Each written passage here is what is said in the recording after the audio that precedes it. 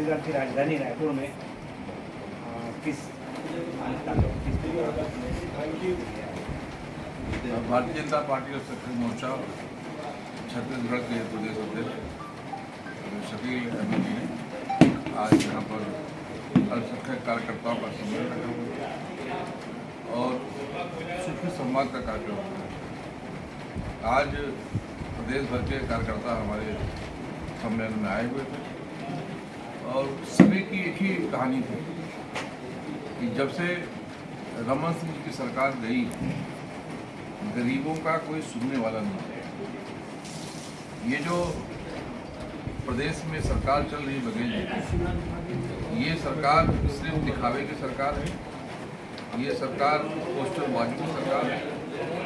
इस सरकार ने हित के कोई काम नहीं किया और जो माननीय मोदी जी के कार्यक्रम थे, जो माननीय मोदी जी की योजनाएं थी, उस योजनाओं को अपना बताकर सिर्फ श्रेय लेने का काम किया। जैसा कि मैं बताऊं कि प्रधानमंत्री श्री नरेंद्र मोदी जी ने आयुष्मान भारत योजना के माध्यम से जो बीमार होते हैं उनका मुफ्त में इलाज कराने के लिए 5 लाख तक का एक कार्ड देते हैं।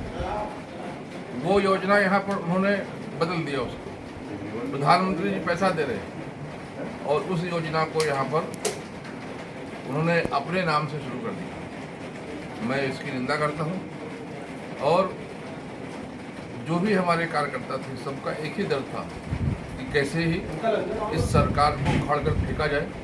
आज सबने सामूहिक रूप से संकल्प लिया है कि आगामी चुनाव तक हम घर में नहीं बैठेंगे जब तक हम इस सरकार को उखाड़ कर फेंक न दें।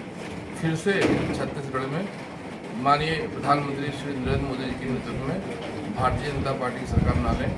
हम खामोश नहीं बैठेंगे और बड़े उत्साह के साथ आज सम्मेलन संपन्न हुआ और लोगों ने यही प्रण लेकर यहाँ से प्रस्थान किया है कि अब आने वाले समय में भारतीय जनता पार्टी की सरकार लाने के बाद ही हम चैन से बैठेंगे।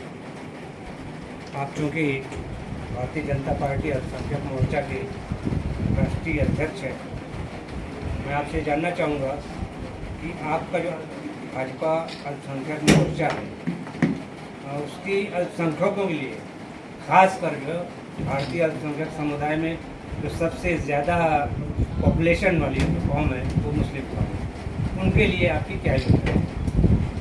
माननीय प्रधानमंत्री श्री नरेंद्र मोदी जी ने अल्पसंख्यक समाज के लिए 350 योजनाएं निकाली जिसका हम लाभ ले सकते और उसी प्रकार से जो केंद्र की सारी योजनाएं हैं जो बहुसंख्यक के लिए है उसका भी हम लाभ ले सकते।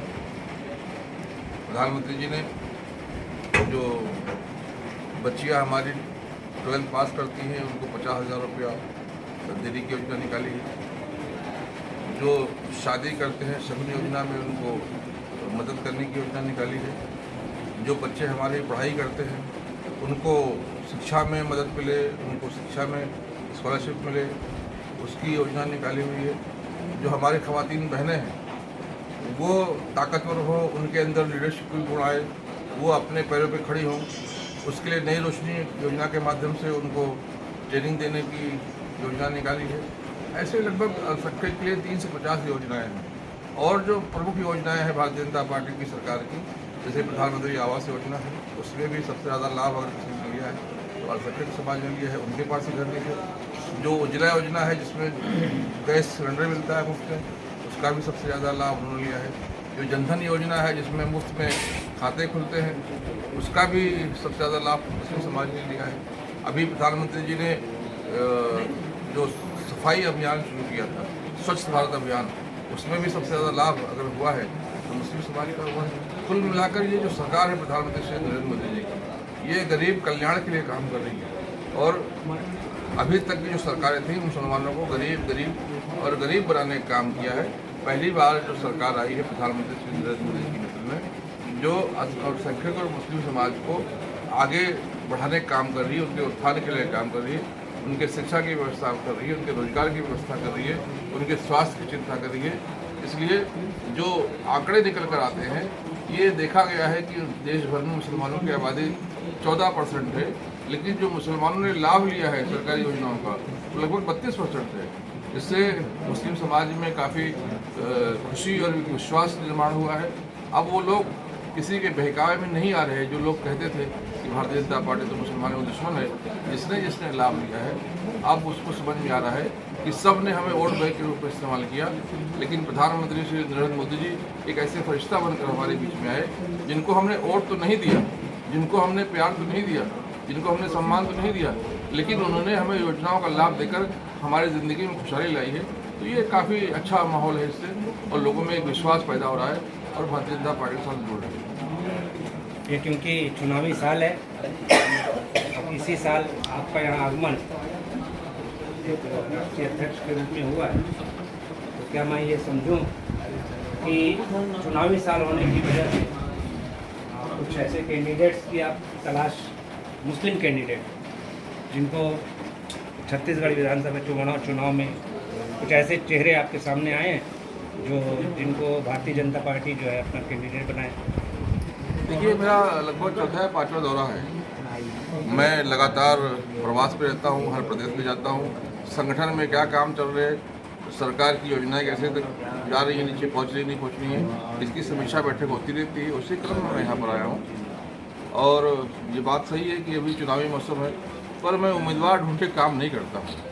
भारतीय जनता पार्टी और पार्टियों से विभिन्न है। और पार्टियों में नेता के चमचे, नेता के सुधार, नेता के भाई, नेता के भतीजे, नेता के परिवार के लोग ही उम्मीदवार बनते हैं, और वो अपने पसंद के लोगों को उम्मीदवारी देते हैं, इसलिए वो ढूंढते हैं। और कुछ पार्टी के लोग तो मुर्गा भी ढूंढते हैं जो मोटी रकम दे सके, जिसके बदले में उनको उम्मीदवारी मिले। लेकिन भारतीय जनता पार्टी में एक परंपरा है कि भारतीय जनता पार्टी का उम्मीदवार जनता तय करती है। जनता के बीच से जो संदेश आता है, जो हम सर्वे कराते हैं, जो हम समीक्षा करवाते हैं, जनता जिसके लिए जनादेश देती है, भारतीय जनता पार्टी उसको कमल का फूल देने का काम करती है। मुझे यकीन है कि जनता यहाँ पर सबको जनादेश देगी जो अच्छा काम कर रहे हैं। उसमें हमारा मुस्लिम भाई भी अगर जनता के बीच में काम कर रहा है, जनता के बीच में है। अभी मैं यहाँ बैठा हूँ, हमारे भाई साहब नगर पालिका के अध्यक्ष हैं, ये भी सच्चे पक्के मुसलमान हैं। तो यहाँ जात के नाम पर, धर्म के नाम पर, रंग के नाम पर, भाषा के नाम पर कोई भेद नहीं होता है। उसके अंदर कुव्वत है, उसने अगर सेवा की है, वो लोकप्रिय है, लोग उसको प्यार करते हैं, लोग आगे बढ़ाते हैं, और भारतीय जनता पार्टी उसका सम्मान करने का काम करती है। आज जो कार्यक्रम यहाँ हुआ उसके बारे में जानकारी आज